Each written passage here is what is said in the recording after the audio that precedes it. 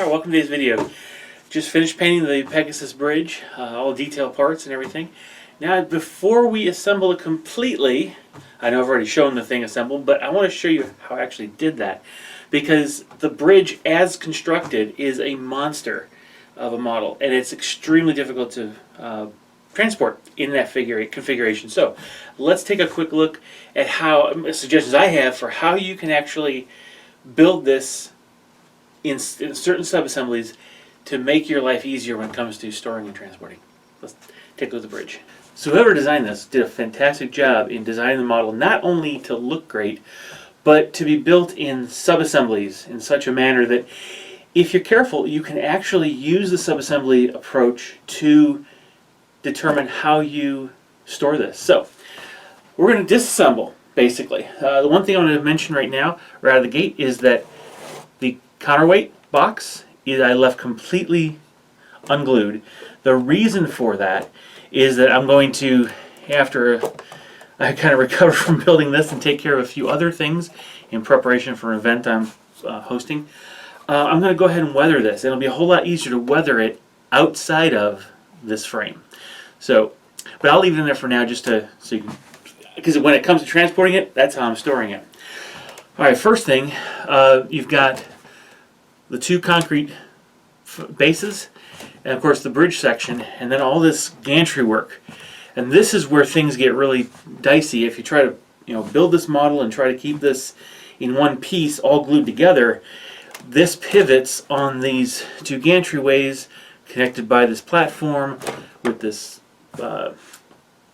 lift house basically here, machine house. If this gets damaged, it's going to be a bear. So, to keep things a little simple, I'm just going to disassemble and show you the way this works. So, again, just like the bridge was designed, the bascule bridge lifts up. The machine house comes off. The gantry deck comes off.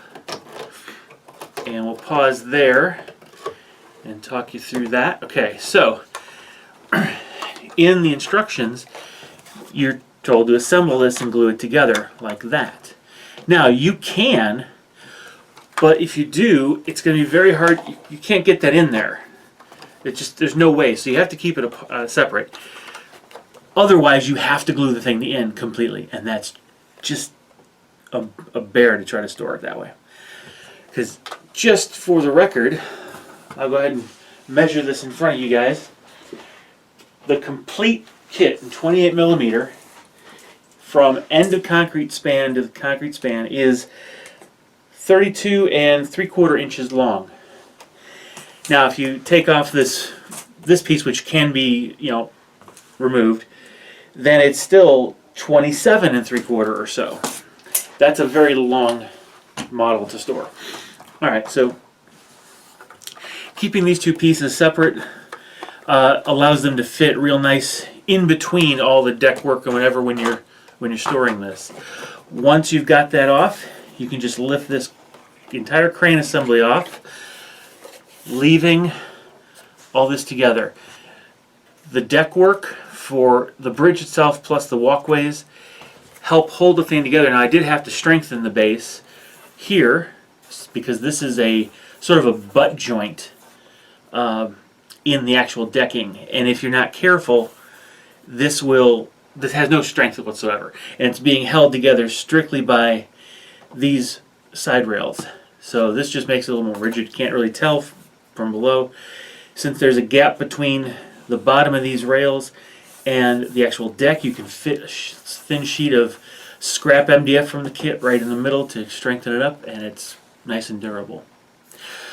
So that becomes one sub-assembly. That is the largest piece you'll have to store. Admittedly, it's not that simple to store, but it's a lot better than the 23 some inches.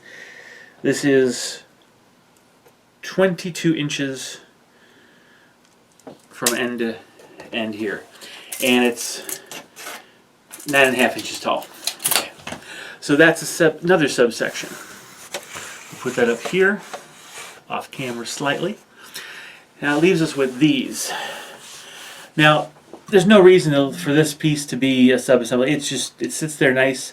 It's not it was never intended to be built as something that you take apart. I probably should have made it such that the two sections could be removed. It just seemed a little bit flimsy to do it that way, to be honest with you.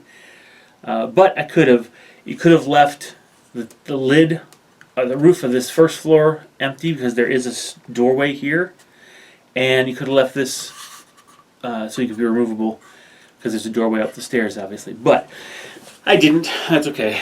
The other pieces, though, are these two gantry sections.